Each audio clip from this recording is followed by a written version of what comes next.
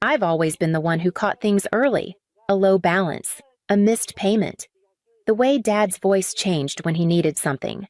I noticed everything quietly. That's who I was. That's who they expected me to be. So when the alert came at 2:17 a.m., I didn't panic. I stared at the number for a long time. 38er 11567. Withdrawn. Gone. At first, I thought it was fraud. Some stranger, some glitch. But the longer I looked, the more a different thought settled in one I didn't want to name yet. I sat up in bed. My chest was tight, not from fear, but from recognition. My name is Claire Whitmore. I'm 31. I work in hospital admin, and for most of my life I've been the one who could be counted on until I realized they weren't counting with me. Just on me. I called my father George before I could talk myself out of it. He picked up on speaker. I could hear my mother Donna laughing in the background. Some old country song playing in the kitchen. "Hey, Dad. Something's wrong with my bank account," I said. "My card's maxed out." "Did something happen?" There was a pause, a clink of glass. Then his voice tired, impatient. "You're always so dramatic, Claire. The family needed help. Your mom's prescriptions went up. Your sister's car broke down. We were behind on the mortgage. I didn't say anything. I couldn't. Then Mom chimed in same tone she used when I forgot to call on Easter. Light, cutting. Besides, honey, what were you gonna do? Buy yourself cake and candles? You can celebrate alone. We had better plans." I remember the silence after that more than their voices. It felt final. "And maybe it was." I said calmly. "Then don't ever call me again." Then I hung up, not out of anger, but because I knew deep down they'd already made that choice first, long before I did. And the thing about betrayal is it rarely screams. Most of the time it sounds like laughter in the background and a country song on the radio. I didn't cry. I didn't throw my phone or scream into a pillow. That's not how it worked for me. I just sat there staring at the number again and then opened my laptop. Not because I wanted revenge, but because I remembered something Dad once said to me after I covered his second DUI fine family doesn't keep score. It was a clever thing to say, and it worked because I wanted to believe it.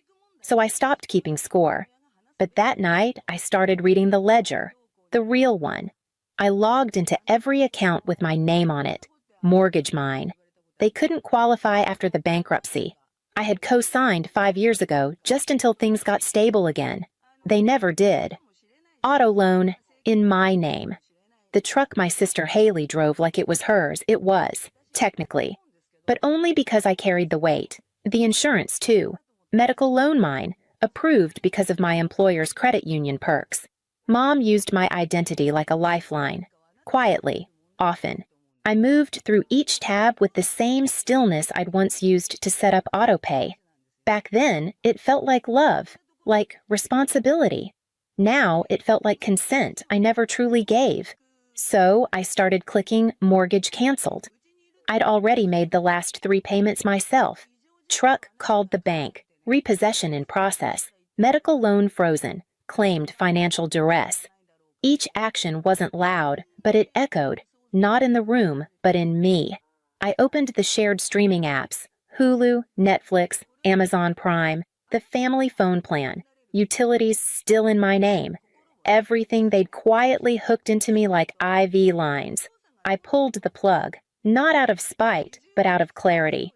They had taken what they needed without asking because they assumed the asking wasn't necessary, because I'd trained them not to ask. And I wondered, how many times had I said, "I'm fine," when I wasn't, just to keep the peace? How many birthdays had I covered while they forgot mine? How many late-night transfers did I make while they slept soundly in a house I paid for? They called it family. But the way they used me, it looked more like billing. That night, I didn't sleep. But I didn't cry either. Instead, I opened a new folder on my desktop. I named it simply History. And for the first time in years, I started saving the receipts. The first time I realized I wasn't the child in my family was a Tuesday. I was 12. It was spring, still cold in the mornings. I remember the light flickering in the kitchen. Not dramatic, just dim. Mom was sitting at the table holding an envelope she hadn't opened yet. I knew the color, pale yellow with red print, the electric bill. She didn't cry right away. That always came later.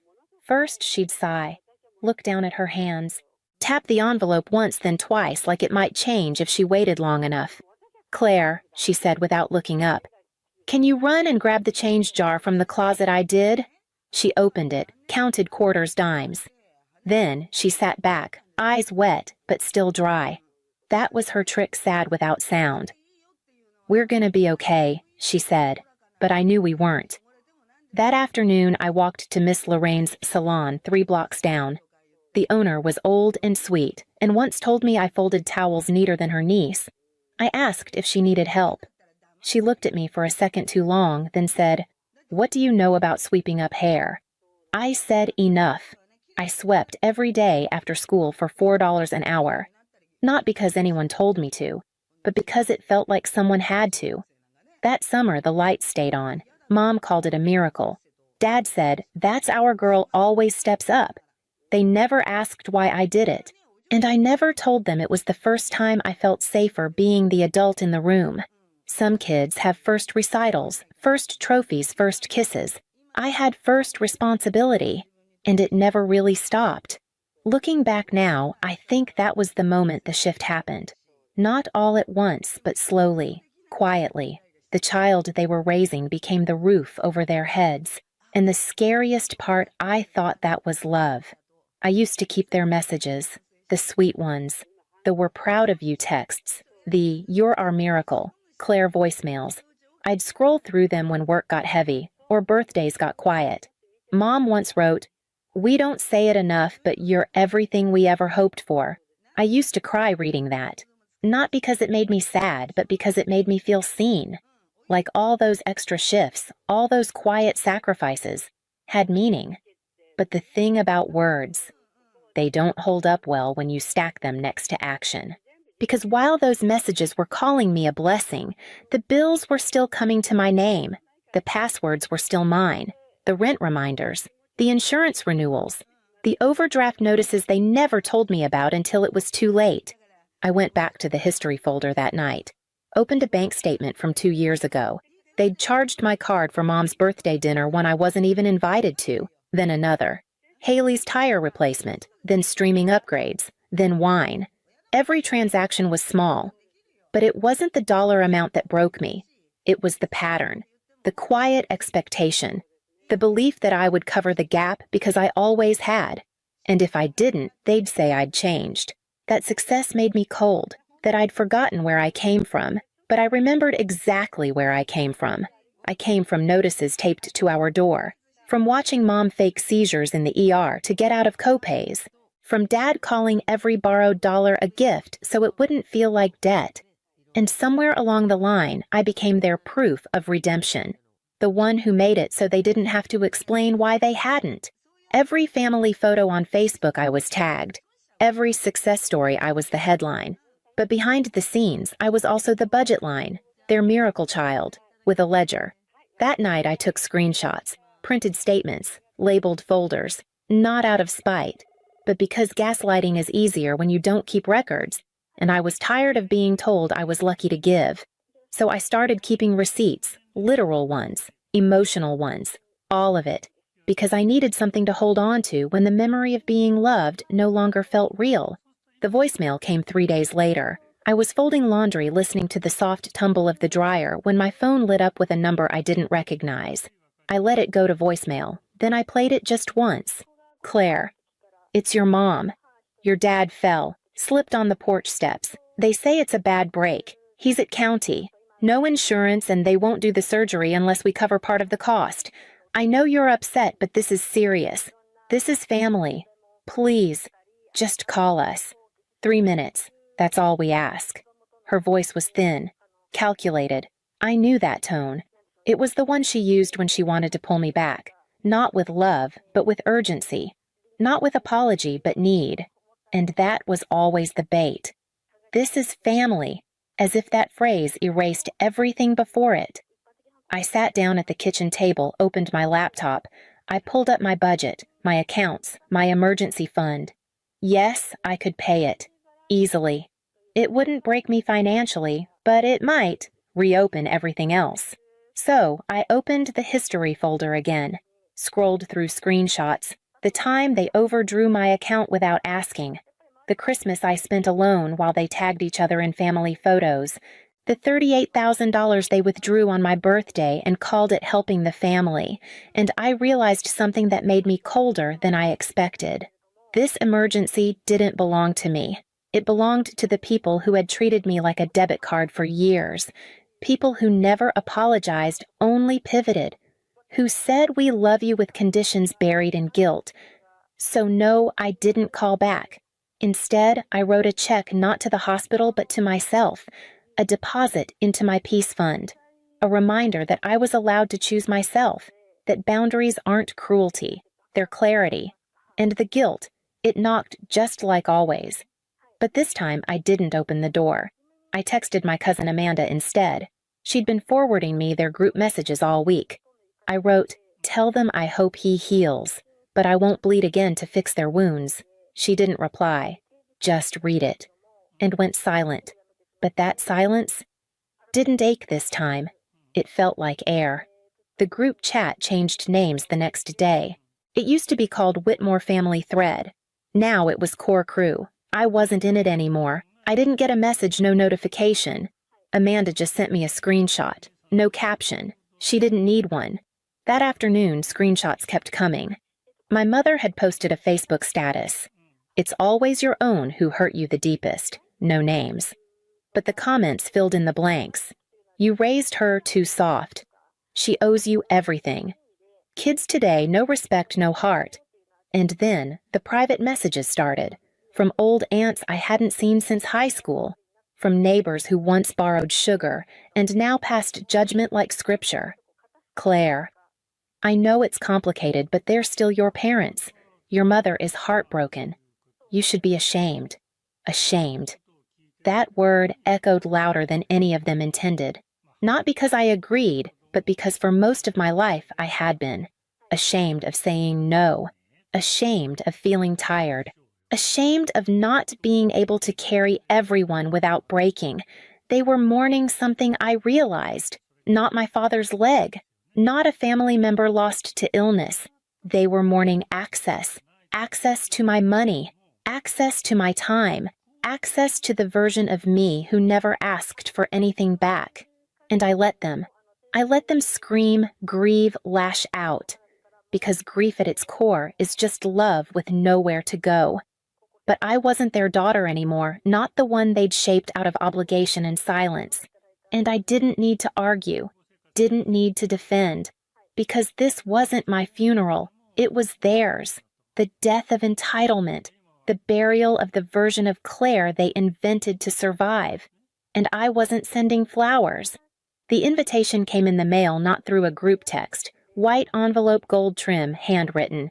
It was from Ava, my younger cousin, the quiet one. She didn't ask questions when everything went down. Didn't forward gossip. Didn't press. Just sent the invite with a note, "If you come as yourself. That's all I want." So I went. I didn't buy a new dress. I wore black satin.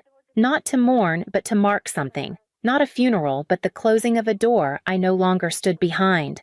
When I walked into the reception hall, I felt them before I saw them. My parents.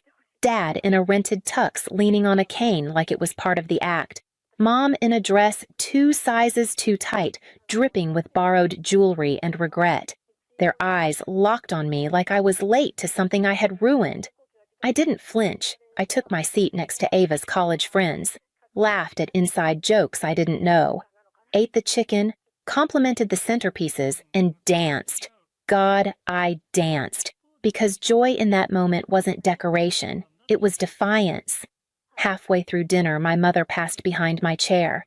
She didn't stop walking, just let her fingers graze the top of the seat, her voice barely above a whisper.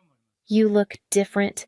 I turned, met her eyes, then answered steady plain. "I am." She opened her mouth to say more, but I lifted my hand, not harsh, just final. "I'm here for Ava, not you." Her eyes didn't fill with grief. They filled with loss. The kind of loss that only arrives when you realize the bridge is already burned and the person on the other side is no longer waiting.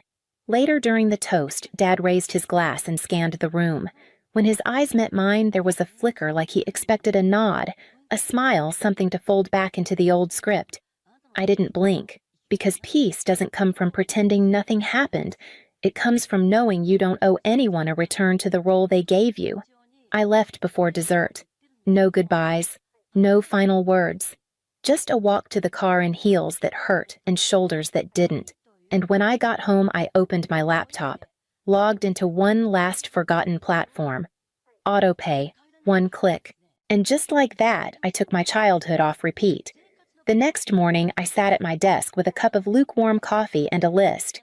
Not a to-do list, not a debt tracker, just a list titled Things I Never Signed Up For. Co-signing the mortgage, covering Mom's dental implants, paying for Haley's car insurance just for 3 months, keeping the family Netflix account running for 6 years, answering every 11 p.m. phone call because someone didn't know who else to call, and then smoothing it all over, with my time, with my money, with my silence. I clicked through tabs like it was muscle memory, bank login, cell phone provider, streaming services, that one old gas account still in my name from 2019. Each one came with a memory I didn't want but couldn't forget.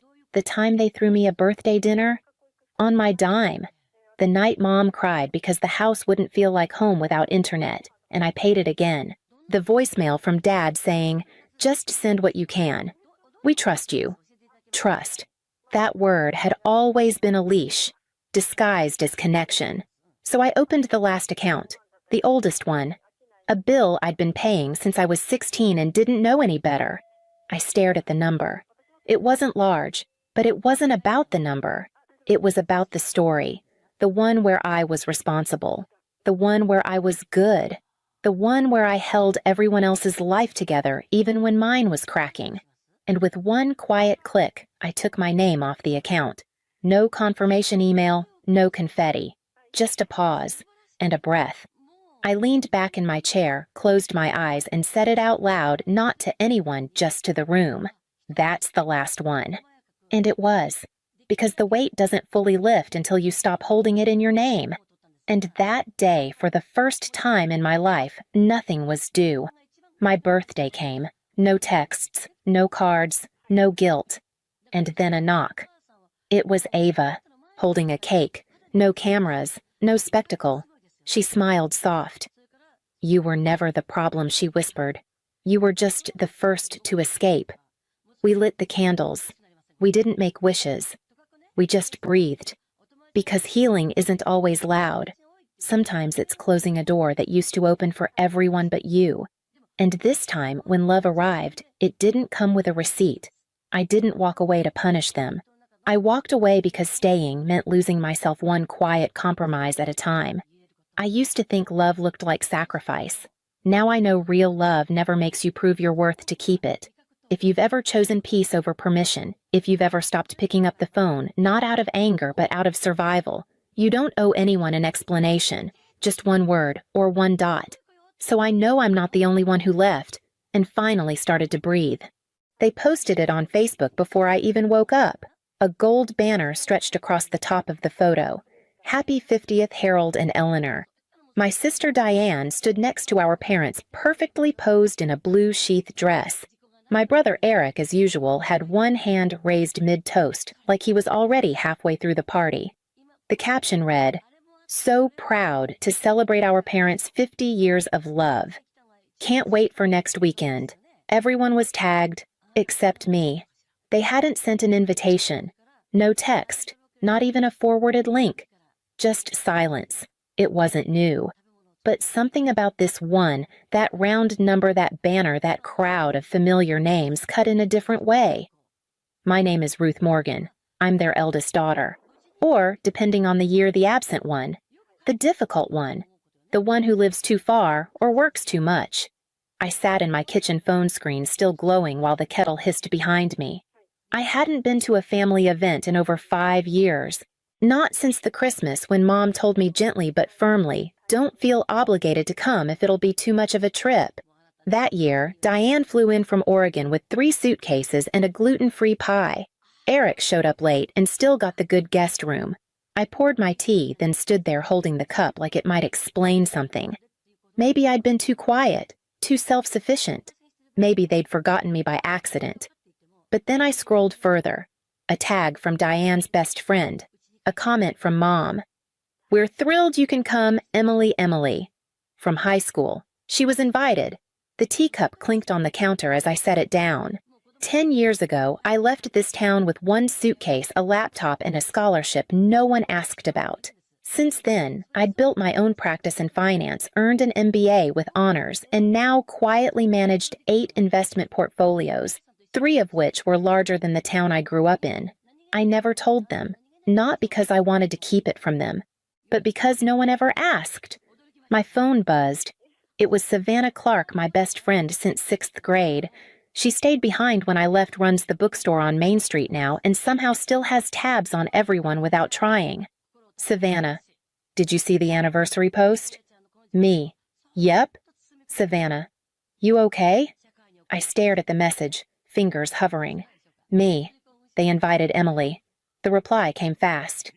Savannah, "Are you surprised? I wasn't." But I hated how much it still felt like rejection. Later that morning at the firm, I met with Lance Whitfield, my mentor for the last decade and managing partner at our firm. He didn't even glance up from his desk before asking, "They left you out again, didn't they?" I nodded. 50 years. Big crowd. Anyone bother to ask where you were? Nope. But Diane remembered the gluten-free pie. He finally looked up. "You want to skip the Henderson briefing?" I shook my head. "No, let's work." He gave me a long look, then simply said, "That's what makes you dangerous, Ruth. You take pain and turn it into strategy." I didn't respond, but I didn't disagree. It was a Thursday when I turned left out of habit instead of logic. I had no reason to drive down Lexington Street, no clients there, no meetings, nothing but ghosts. Still, the car moved on its own. And there it was. 1147, Lexington, the house I grew up in, sitting quiet behind a crooked fence and a wilting maple tree. There was a "for sale" sign out front. My foot eased off the gas. The shutters were a different color. The porch swing was gone. The lawn, once trimmed obsessively by my father, looked sunburnt and tired. I hadn't stepped foot inside that house in over 15 years, but just the sight of it knocked something loose in my chest. I parked 2 houses down and walked up. The listing flyer was curled from heat. 3. Bed. 2. Bath. New roof. Motivated seller. I scanned the realtor's number. It wasn't local. That night, I called Savannah. "They sold the house again," I said flatly. There was a pause. "Wait." Again, I didn't even know they sold it the first time. "Are you serious?" I nodded, forgetting she couldn't see me. Apparently, it was 6 years ago. Quietly. "Paid off some of Eric's startup debts, I'm guessing." "Did they tell you that?" "No. But I ran the deed history. And the LLC that bought it back then," I paused. "It was dissolved after a year. Transfer to Eric Morgan Holdings Delaware registered." Oh, Ruth. I stood by the window, watching dusk settle over the city. He lost it again. And now it's back on the market. Savannah didn't say anything at first. Then, "What are you going to do?" "I already did it," I said. "I called my firm's acquisitions group this morning. We'll make an offer by Monday, clean above ask cash." She let out a low whistle. "You're buying the house, I'm protecting it." The silence on the line felt heavy.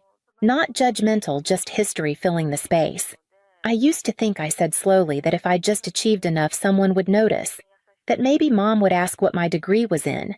That Dad would brag about me the way he did about Eric's car lot or Diane's first moot court.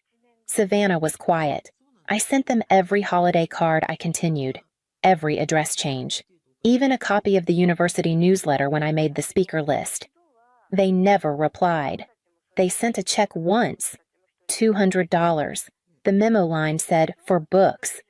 I was already 2 years into my first job. Savannah exhaled. "You know this isn't about you, right?" "I know," I said. "But that doesn't mean it didn't shape me." The next day, back at the office, Lance waved me into the conference room before the Richardson prep meeting. "Quick update," he said. "Your pitch deck landed. Richardson's interested." I blinked. Already they want a deeper dive next week. "And we got approval to assign lead strategist." "That's you, Ruth." I smiled for the first time that day. "What about the equity model you'll take point on it?" My chest tightened in the best way.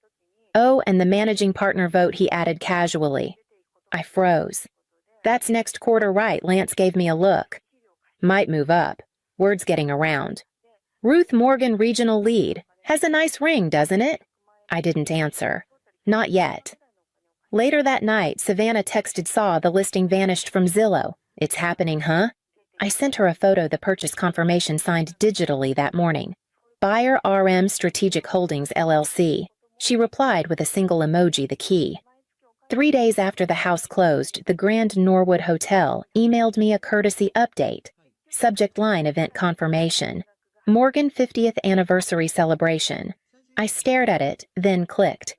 A ballroom reservation for 125 guests. A custom dinner menu. Floral arrangements ordered through the hotel's in-house vendor. Final invoice approved. Payment sponsored by RM Strategic Holdings. Me. I leaned back in my chair, the irony coiling like steam in my lungs. I hadn't even needed to intervene. The event had been booked months ago, paid through the portfolio I'd personally managed. Somewhere along the line, someone at the firm had labeled it local civic goodwill, and so without knowing it, they'd walked into my ledger, into my house. Again. Later that evening, I pulled up Diane's Facebook page. It was open to the public, always had been. The latest post was a picture of my parents standing in front of a gold 50 balloon arch, beaming. Mom and Dad's love is what we all aspire to. Can't wait to celebrate next weekend with so many who mean the world to them. Savannah texted before I could look away. "Savannah. You seeing this, me?" "Yeah." "Savannah. You okay?" I typed for a long time, then erased it all. Me. "They don't even know I paid for the flowers." At work the next morning, Lance was reviewing quarterly forecasts. I walked in still holding my phone. "They're holding the anniversary party at the Norwood," I said. He didn't look up. "The Norwood we just refinanced. The one I own 17% of." That got his attention. Going, I wasn't invited. He studied me, then tapped a pen against his notepad. "So what now?" I shrugged. "I'm still deciding." "Ruth," he said quietly, "you don't owe them anything. But sometimes silence lets them keep writing the story." The day the announcement came down, Ruth Morgan named Lead Strategist Equity Division, the Norwood manager called to confirm last-minute details for the Morgan event. "Everything's running smoothly," he said. "Just need final sign-off on the seafood upgrade." "Approve it," I said, "and add the rose wall." "Complimentary?" There was a pause. "You want me to note that for the client? No need." That night, Savannah brought over takeout and a bottle of wine. "I still say you should walk in wearing something terrifying and glittery." I smiled. "You know I don't do glitter." "Fine, but show up. Let them feel the room shift." I looked at her, then down at my plate. "Do you think they even remember I exist?" "I think they remember," she said softly. "They just never thought they'd have to say it out loud."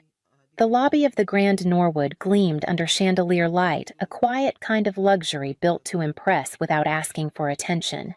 I stepped through the glass doors just before 7 heels tapping against marble tile navy suit crisp hair pulled back like armor. The concierge recognized me instantly. "Good evening, Ms. Morgan." "Ballroom 2. Straight ahead." "And congratulations." I nodded once. No smile. Not yet. A hostess handed me the updated guest list as I passed. The names hadn't changed. Still no Ruth. But the billing code at the bottom read RM Strategic Holdings exactly as it should. I walked the hall slowly, letting the low hum of string music and clinking glass pull me closer. Just outside the entrance, I paused. Inside, laughter swelled, and through the open doors, I saw them: Diane at the podium, Eric at the open bar, my parents seated at the head table with champagne flutes in hand. I watched for a moment long enough to spot the poster boards near the buffet line, our story spelled out across 3 panels of photos, one from their wedding, one from Christmas 1998, one of Diane graduating, a blurry one of Eric holding a fishing trophy. Not a single one of me. A familiar voice behind me made me turn. Ruth. It was Emily Caldwell, Diane's high school best friend. I hadn't seen her in over 20 years. Wow, she said, blinking. I didn't know you'd be here. Neither did they. I said quietly, then stepped inside.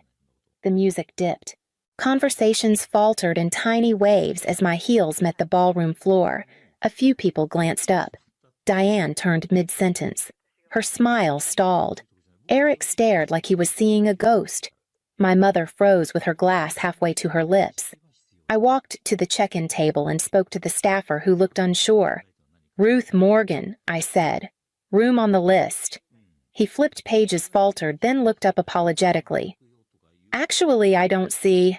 That's all right, I said. I'm not a guest. I'm the host. A hush fell across the room. Diane stepped forward, voice tight. Ruth, what are you doing here? Before I could answer, the hotel manager approached the mic on stage. Before we begin the formal program, we'd like to thank our sponsor whose generosity made this evening possible. Ms. Ruth Morgan, representing RM Strategic Holdings. He gestured toward me. Every eye turned, including my parents, including Emily's. I walked to the front unhurried, took the mic. The silence wrapped around me like silk. Congratulations, Mom and Dad, I said. 50 years is something to be proud of. I wasn't invited tonight, but I'm glad I could host. Gasps rippled. Someone dropped a fork. I handed the mic back and stepped down without waiting for applause. There wasn't any. My mother rose from her chair, her expression unreadable. Ruth, she said, can we talk in a minute? I walked to the photo board and stared. Still not one image of me, not even from childhood. Savannah appeared at my elbow. I hadn't seen her come in. That she whispered was the cleanest power move I've ever seen. I said nothing, just looked at the picture of Diane in her prom dress framed perfectly between our parents. I was there that night, I murmured. I took that photo. Savannah put a hand on my back. Diane stepped toward me, her voice low but sharp. Was this some kind of statement? No, I said. This was an introduction. We ended up in one of the hotel's side salons, away from the music and the stairs. The door clicked shut behind us. My mother Eleanor crossed her arms like she was bracing against a draft. My father Harold stood just behind her, looking like he hadn't decided whether to be angry or confused. Diane lingered near the wall, arms tight across her chest. Eric stayed outside. Maybe that was better. Ruth, my mother said first. Her voice was careful. Why would you do this? Host your anniversary, I said. You're welcome. That's not what she meant, Diane cut in. You embarrassed them. No, I said. I reminded them I exist. My father cleared his throat. We didn't know you had anything to do with this place. I know, I said. That's kind of the point. He shifted his weight, ran a hand through thinning hair. We just thought, you were busy. We didn't want to pressure you. You didn't pressure me, I said. You erased me. That landed. My mother sat down in one of the velvet chairs by the window. I pulled out my phone and tapped a few times, then turned the screen toward them. The house on Lexington. It's mine now. My father blinked. You bought it 6 days ago, after I found out you sold it to bail Eric out without saying a word. He opened his mouth, but I raised a hand. I'm not angry you sold it. I'm angry you didn't think I should know, or that it might mean something to me. Diane spoke again, voice brittle. You left Ruth. You moved away. You didn't want any of this. I didn't want to be forgotten, I said. That's different. I turned back to my mother. When's the last time you asked me how work was going or where I lived? Eleanor looked down. You always seemed so far. I was 35 when I bought my first building, I said. No one noticed. I got promoted, twice. No call, no card, but Diane takes a sabbatical and you throw her a brunch. That's not fair, Diane snapped. Isn't it? I looked at her. You put together a wall of family photos. Not a single one of me.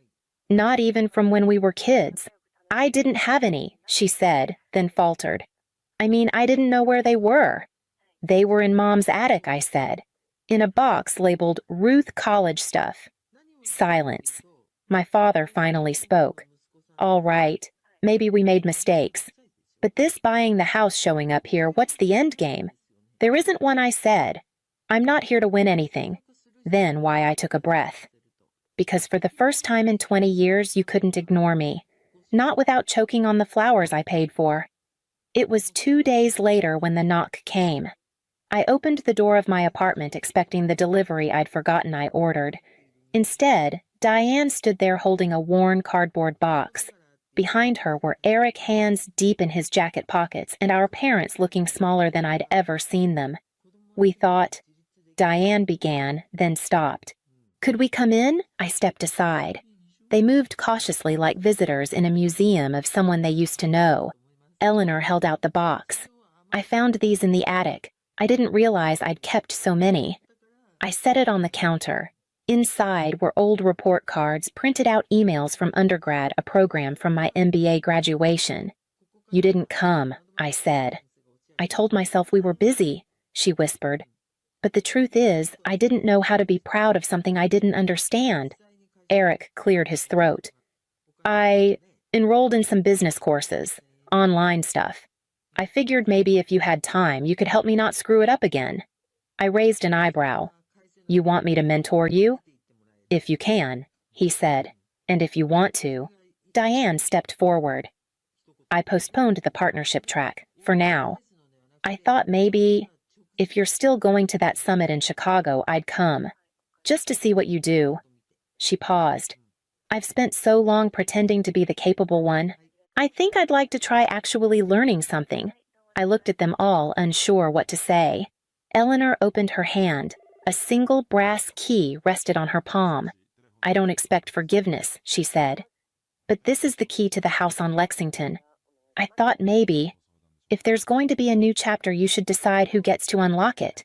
We sat on the patio behind my apartment as dusk folded over the skyline. I turned the brass key over in my hand. The house on Lexington, I said. If we're doing this, it starts there. Diane nodded. We'll need to clean it up. Rewire the trust, maybe. But if you want it, I don't want it, I said, meeting her eyes. I want us to mean something again. But it has to be on different terms. Eleanor leaned forward. Name them. I don't want holidays filled with polite silences. I don't want reunions where people whisper when I enter the room. If we rebuild, it has to be honest and earned. There was a long silence. Then Eric said, So what now? I looked toward the skyline. We rotate the holidays. Half here, half in Lexington. I'm not coming back to a table where I'm expected to shrink. And Christmas, Diane asked. I smiled slightly. Christmas is in Chicago this year. Boardroom by day, dinner by night. Dress formal. Try not to embarrass me. They laughed, awkward, fragile, but real. You ever sit through a dinner where everyone talks around you like you're just a piece of furniture with a heartbeat, and then one day you walk out not to disappear, but to be seen? Ruth didn't throw a fit. She didn't beg. She built. She didn't return for applause. She returned so they couldn't lie anymore about who she was. Maybe that's you. Maybe you left quietly too. Maybe you've spent years folding your pride into silence, into politeness, into a chair at the end of the table where no one really looks. But then, one day someone calls. A key appears. A question is asked softly. Can we start over? And you wonder, is it too late? For Ruth, it wasn't. Not because they earned it, but because she had changed the rules. If you've ever sat in a room full of family and still felt alone, if you've ever succeeded quietly and waited for them to notice, if you've ever held your own key and asked yourself whether to open the door or walk away, just leave a mark, a symbol, one period, one word, one breath you never got to exhale. We'll read them all, because someone out there knows exactly what you never said.